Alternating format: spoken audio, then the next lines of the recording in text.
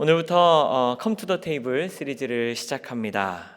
나의 식탁으로 오라. 그렇게 초대하시는 예수님의 초청. 컴 투 더 테이블은 이 땅의 모든 민족이 주를 아는 데 이르기를 원하시는 그 하나님의 마음을 기억하며 영혼 구원과 또 전도의 사명을 되새기는 시간들이 될 것입니다. 동시에 이번 가을에 열릴 그 더 테이블 사역, 그래서 또 이름이 Come to the Table인데 이제 한 영혼을 품고 또 복음으로 초대하기 위해 3주간 우리는 말씀과 기도 또 찬양으로 마음을 모으고자 합니다. 오늘은 그 첫 번째 시간으로 초대의 기쁨이란 말씀 나눕니다. 우리가 전도를 생각할 때 가장 먼저 떠오르는 말씀은 아마도 지상 대위임령 혹은 지상 대명령으로 불리는 마태복음 28장 19절 20절일 것입니다. 그러므로 너희는 가서 모든 민족으로 제자를 삼아, 이렇게 나가는 말씀이요. 이 말씀을 통해 교회는 전도와 선교의 사명을 깨닫고 실제로 지나온 교회 역사에서 놀라운 영혼 구원의 능력을 경험했습니다. 저는 여기에서 오늘 그보다 조금 더 근본적인 구약의 이야기부터 살펴보고자 합니다. 구약의 전체를 예수님께서 한마디로, 아니 그 두 가지 사랑으로 정리하신 게 있죠. 혹시 기억나시나요? 마태복음 22장 37절부터 40절까지 말씀입니다. 예수께서 이르시되 내 마음을 다하고 목숨을 다하고 뜻을 다하여 주 너의 하나님을 사랑하라 하셨으니 이것이 크고 첫째 되는 계명이요 둘째도 그와 같으니 내 이웃을 내 자신같이 사랑하라 하셨으니 이 두 계명이 온 율법과 선지자의 강령이니라. 아멘.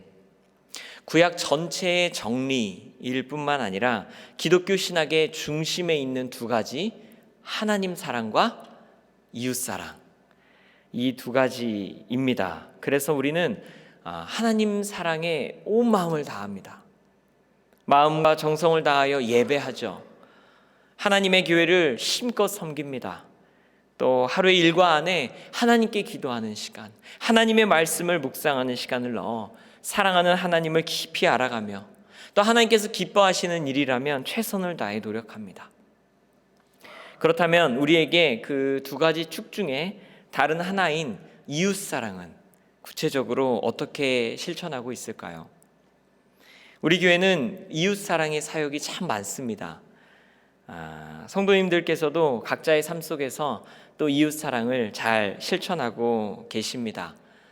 이번 달 저희 순교제 주제가 또 자기 유익을 구하지 않는 사랑이어서 순모임 가는 곳마다 얼마나 자기 유익을 구하지 않는 사랑 또 받으셨고 또 나누시는지 참 많이 듣고 그러면서 또 깨닫고 배우고 있습니다. 그런데 막상 하나님께서 원하시는 이웃 사랑이 구체적으로 무엇입니까? 라고 묻는다면 나는 내 삶에서 이웃 사랑을 하나님 사랑과 이웃 사랑의 두 축 안에서 이웃 사랑을 어떻게 실천하고 있는가 한다면 하나님의 사랑만큼 구체적인 이야기들이 떠오르지 않을지도 모르겠습니다. 그것은 내가 이웃 사랑이 부족해서라기보다는 성경에서 명시적으로 자세히 다루지 않는 듯 하기 때문입니다. 하나님의 사랑에 대해서는 언뜻 생각하면 제사에만 대해서도 아주 구체적이고 상세하게 하나님의 성전을 짓는 것만 해도 얼마나 이렇게 명확하게 설명해 주었는데 이웃 사랑은 구약 성경에서 예수님께서 인용하신 내 이웃을 내 자신과 같이 사랑하라, 이 구체적인 이 방식에 대해서 구약에서 몇 번이나 설명했는지 아세요? 딱 한 번. 레위기 19장 18절 말씀입니다. 우리 같이 함께 읽겠습니다. 원수를 갚지 말며 동포를 원망하지 말며 내 이웃 사랑하기를 내 자신과 같이 사랑하라. 나는 여호와이니라. 아멘. 우리에게 중요한 한 축이 하나님 사랑뿐만 아니라 이웃 사랑인데 예수님께서 정리하신 대로 내 이웃을 내 몸과 같이 사랑하라는 그 말씀이 구약 성경에 한 번 나와 있기 때문에 우리가 어떻게 구체적으로 이웃 사랑을 실천해야 할지 우리가 갸우뚱한다면 사실은 구약 성경의 대부분의 자리에 이웃 사랑의 다른 방식을 설명하고 있습니다. 나그네를 위해 밭에 모퉁이를 남겨놓는 것, 품삯을 억울하게 빼앗지 않는 것, 재판을 공정하게 하는 것, 그러니까 나그네와 낯선 이들을 향한 선대, 그것이 성경적 이웃사랑의 구체적 실천인 것입니다. 성경적 이웃사랑은 나와 가까운 사람에게만 친절한 것이 아닙니다. 아직 낯선 사람, 아직 우리 안에 들어오지 못한 사람, 그리고 하나님의 집 문 밖에 서 있는 사람에게 자리를 내어주는 것입니다. 문을 여는 것입니다. 식탁을 내어주는 것입니다. 그래서 성경적 이웃사랑의 구체적 실천은 낯선 이들, 타인을 향한 초대입니다. 그리고 그것이 결국은 전도의 한 방법이 됩니다. 오늘 제가 말씀드리는 이것이 전도다라고 드리는 말씀이 아니라 전도의 한 가지 방식이, 그리고 어쩌면 하나의 출발점이 된다는 것입니다. 요한복음 13장 35절 말씀입니다. 너희가 서로 사랑하면 이로써 모든 사람이 너희가 내 제자인 줄 알리라. 그러니까 우리가 서로 사랑하는 것, 낯선 이들을 향한, 그리고 여러 가지 아직 하나님 집의 문 안에 들어오지 못한 사람들을 향한 이웃사랑, 환대, 선대, 그리고 초대, 이것들을 우리가 할 때 하나님께서 우리에게 가르치신 바를 제자된 우리가 그들에게 전하게 된다, 전도하게 된다, 이 말씀입니다. 이웃사랑의 구체적 실천이 바로 낯선 이들을 환대하고 초대하는 것이며, 그것이 전도의 명령에 순종하는 실제적 모습임을 보여주는 말씀이 이제 바로 오늘 본문입니다. 이사야 25장 말씀인데요, 여기에서는 만민을 위한 풍성하고 성대한 잔치의 그림이 나옵니다. 6절 말씀입니다. 만군의 여호와께서 이 산에 만민을 위하여 기름진 것과 오래 저장하였던 포도주로 연회를 베푸시리니 곧 골수가 가득한 기름진 것과 오래 저장하였던 맑은 포도주로 하실 것이며, 기름진 것과 또 맑은 포도주로 여호와께서 만민을 위해 연회를 베푸신다는 예언입니다. 낯선 이들이 하나님의 식탁에 둘러앉아 풍성한 음식을 나누는 잔치, 하나님께서 왕으로 임하신 나라에서 앞으로 보게 될 것이다, 이사야가 예언하였습니다. 그 말은 당시 이스라엘 자손들의 상황은 그렇지 못했다라는 뜻입니다. 바로 앞장인 이사야 24장에서 하나님께 등을 돌리고 살다가 피폐해진 백성들의 삶이 묘사됩니다. 방금 25장에서 그 성대하고 풍성한 기름진 것과 오래 저장하였던 그 포도주 이야기를 들었는데요, 그 바로 전 현재 이 사람들이 살고 있는 현실이 나옵니다. 24장 7절과 8절 말씀입니다. 새 포도즙이 슬퍼하고 포도나무가 쇠잔하며 마음이 즐겁던 자가 다 탄식하며 솟구치는 기쁨이 그치고 즐거워하는 자의 소리가 끊어지고 수금 타는 기쁨이 그쳤으며. 성읍은 약탈당하여 허물어진 상황에 그들이 살고 있었습니다. 땅이 메말라 황폐해졌으니 사람들은 기쁨이 사라진 것입니다. 그래서 그 기쁨을 찾아 거리로 나아가 방황하지만 그 풍성한 잔치의 기쁨을 나눌 포도주는 메말라버린 팍팍한 현실입니다. 이들에게 필요한 게 무엇일까요? 잔치의 주인 되신 하나님입니다. 그렇게 이사야 25장에서 하나님께서는 그들을 위해 풍성한 식탁을 베풀어 주십니다. 기름진 것들로, 그리고 풍성한 포도주와 은혜로. 그때 어떤 일이 일어나는지 7절과 8절 말씀에 나옵니다. 7절과 8절 말씀입니다. 또 이 산에서 모든 민족의 얼굴을 가린 가리개와 열방 위에 덮인 덮개를 제하시며 사망을 영원히 멸하실 것이라. 주 여호와께서 모든 얼굴에서 눈물을 씻기시며 자기 백성의 수치를 온 천하에서 제하시리라. 여호와께서 이같이 말씀하셨느니라. 아멘. 이번 가을 10월부터 11월까지 4주간 더 테이블이 열립니다. 그 더 테이블에 초대돼 식탁에 둘러앉은 낯선 사람들의 삶과 현실에서 어떤 기쁨이 사라져 있을지, 어떤 팍팍함이 짓누르고 있을지 알지 못하지만 잔치의 주인 되신 하나님을 만나게 될 때 얼굴을 가린 덮개가 풀어지고 한숨과 눈물, 또 영원한 사망이 사라지게 될 줄 믿습니다. 그런데 이 이사야의 예언은 아직 일어나지 않은 일입니다. 지금 현실은 잔치의 기쁨이 사라진 것입니다. 포도주는 메말랐습니다.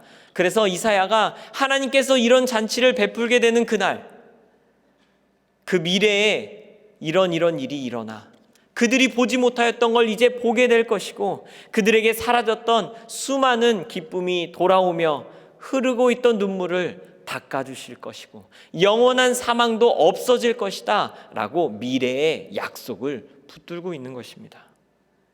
그런데 이 일이 언제 실현됩니다. 신약으로 가보게 되면 예수님께서 공생애를 시작하여 처음 참석하신 어딘지 아세요? 가나의 혼인잔치. 그곳에서는 포도주가 떨어졌을 때 잔치의 기쁨이 사라집니다. 결혼도 다 망가지고 실패할 수도 있는 그 이사야 24장의 상황. 그러나 그 자리에 누가 계셨죠? 예수 그리스도. 그분으로 인해 가나의 혼인잔치는 풍성한 잔치, 이사야 25장에서 미래에 이런 일이 일어날 것이다, 지금은 우리가 보지 못하지만 그런 풍성한 일이, 잔치가 펼쳐질 것이다 라고 꿈꿨던 일이 바로 실현되었습니다.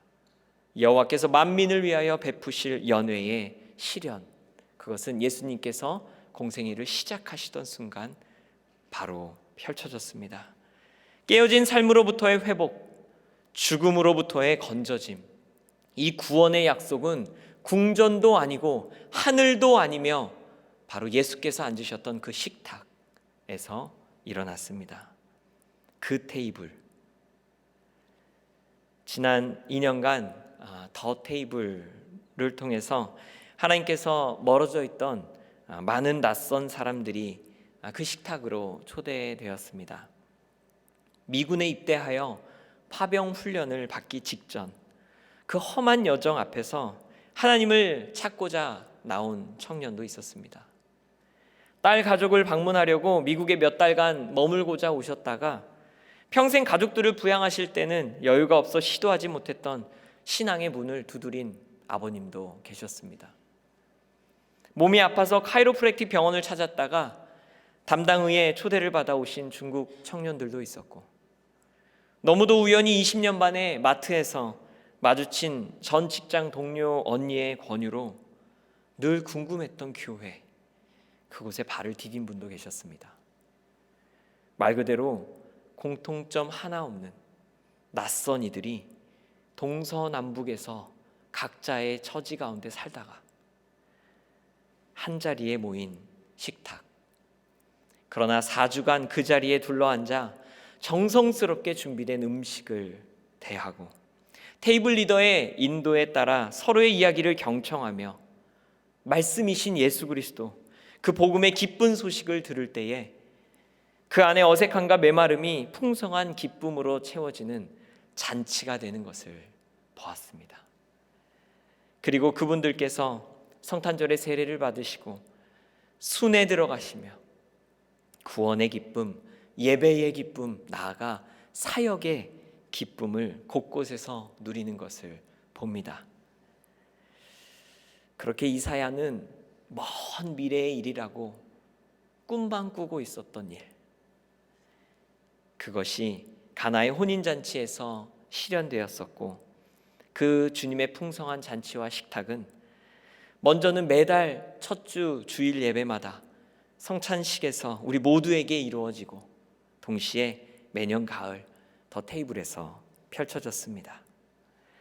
그러면 이제 분명해졌습니다.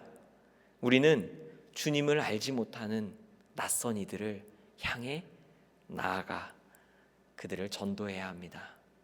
이웃사랑, 그것의 핵심이니 교회로 초대해야 합니다. 그런데 이게 참 쉽지 않습니다. 여러분, 전도하실 때마다 느끼시죠? 어렵습니다. 제 둘째 딸 아이가 6살인데 그에게 또 전도 실패담이 하나 있습니다. 킨더가든 같은 반 친구와 어느 날 저희 집에서 플레이데이트를 했다고 합니다. 제 아내에게 전해들은 6세 여자아이들의 대화. 함께 장난감을 막 가지고 놀다가 제 딸이 이렇게 물었다고 합니다. Do you go to church? 친구가 대답합니다. I'm from Israel, so we know the Bible well. 이스라엘에서 온 유대인이었습니다. 성경도 막 암송하고 잘 아는. 그런데 제 딸은 자기 질문에 돌려서 대답하면 헷갈려 합니다. So do you go to church? 그래서 친구가 대답합니다. We did back in Israel. 이스라엘에 있을 때 교회 다녔어. 제 딸은 만족하지 못했죠. So do you go to church here? 여기서 교회 다녀? 물어본 거죠. 그제야 친구는 원했던 대답을 합니다. Here I don't. 그래서 제 딸이 기다렸다는 듯 이렇게 말을 했다고 합니다. I go to church and it's called 초대 church. 친구가 물어봤답니다. What's 초대? 갑자기 당황한 제 딸이 초대? 초대 means invitation. And actually we invite everyone. Would you come to my church? 그렇게 초대가 사람들을 다 초대하는 거니까 우리 교회 같이 갈래? 라고 그렇게 이야기했다고 합니다. 그리고 그렇게 열심히 노력했지만 기다려도 아직까지는 그 친구가 교회에 오지는 않았다고 합니다. 사실 친구가 아니라 그 누구라도 전도하는 일이 참 쉽지는 않습니다. 우리가 그 사람을 변화시키고 우리가 그 사람을 믿게 만드는 일은 어쩌면 우리 영역이 아닐 수도 있습니다. 심지어 가족을 전도하는 일조차, 우리 중에 사랑하는 배우자 그리고 부모님 혹은 자녀의 영혼 구원을 위해 오래 기도해 오신 분들을 알고 있습니다. 그런데 이게 얼마나 쉽지 않은 일인지, 내 노력과 내 마음과 또 내 정성을 다해도 마음처럼 되지 않습니다. 저도 제 아내가 저를 만날 즈음에 신앙생활을 시작해서 저희 장인어른 장모님 되시는 아버님 어머님께서 평생 교회를 가보신 적이 없으셨습니다. 두 분을 전도해 보려고 막 이렇게 잘 해드리고 뭐 좋은 것도 있으면 뭐 사드리고 교회에 또 안 좋은 뉴스들이 나올 때는 조용히 있다가 뭐 교회가 좀 분위기가 좋아진다 한국 사회에서 막 그러면 이때다 타이밍 맞춰가지고 막 복음도 좀 잘 준비해서 전해보고, 아내와 작전 기도도 해봤고, 휴가를 내서 한국에 가서는 어머님 아버님 모시고 황금 같은 휴가, 또 주일 예배 어머니 아버님 교회 이 교회 좋으실 것 같아요 하고 예배도 가봤지만 두 분께서 교회에 정착하셔서 다니시고 신앙생활 하시는 게 참 쉽지 않았습니다. 결혼한 지 한 10년이 훌쩍 넘어갈 즈음에 여전히 노력해도 변화가 없어서 이 일로 마음이 참 어려웠던 적이 있었습니다.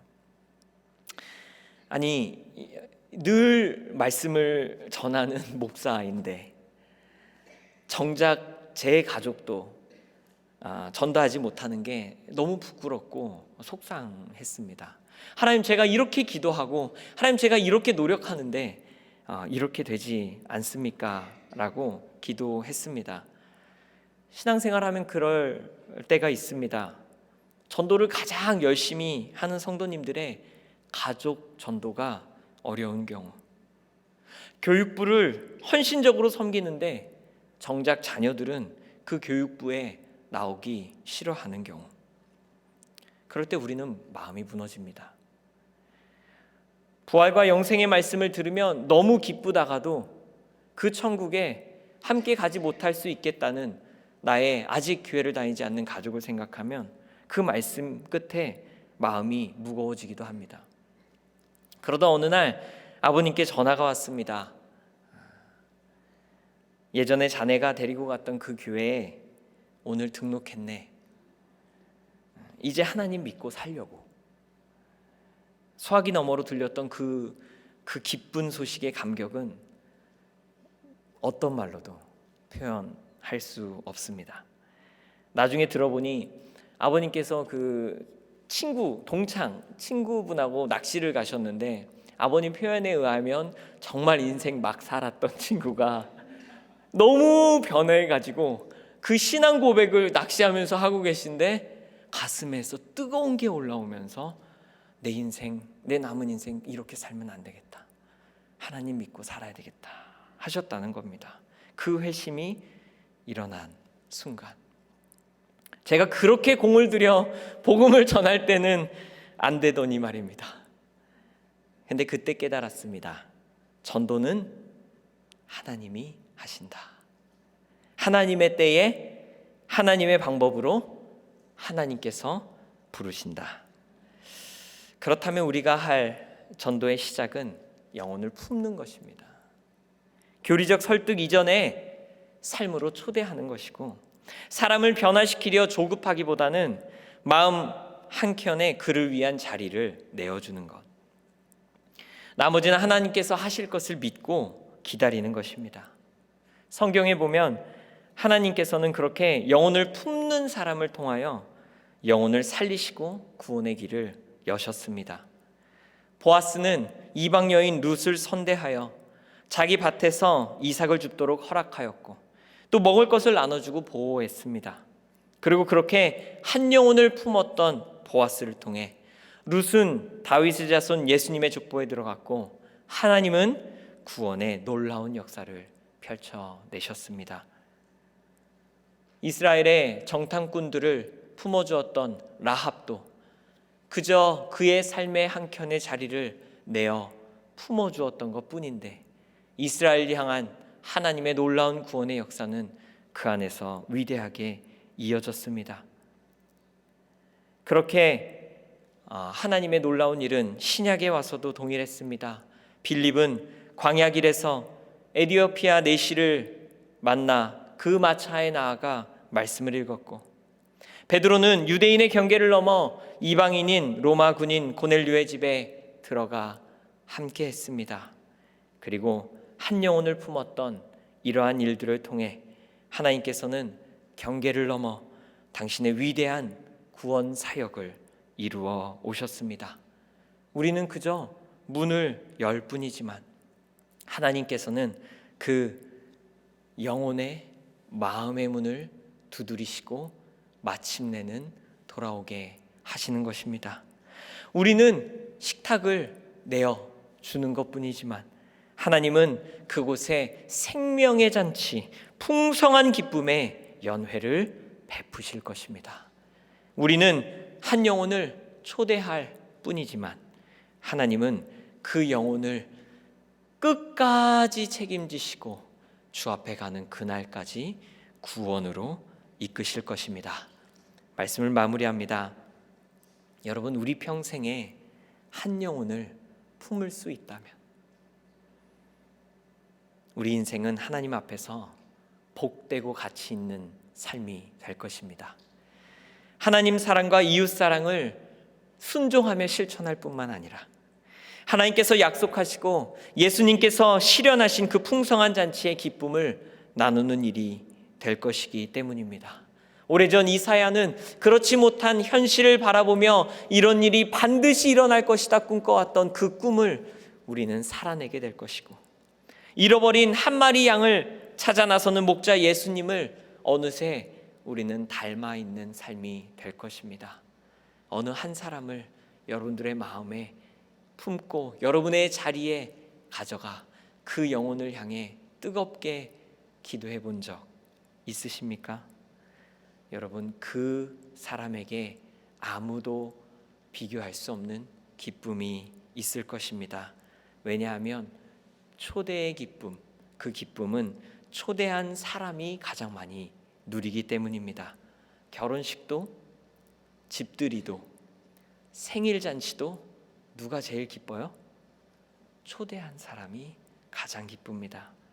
우리 삶에 한 영혼을 품고 초대하여 하나님의 나라의 기쁨을 나눌 때, 하나님께 그 영혼 맡길 때 그 영혼의 눈물을 제하여 주시고 풍성한 잔치를 베풀어 주시는 그 하나님의 기쁨 누리게 되는 저와 여러분들 되시기를 주님의 이름으로 축원합니다.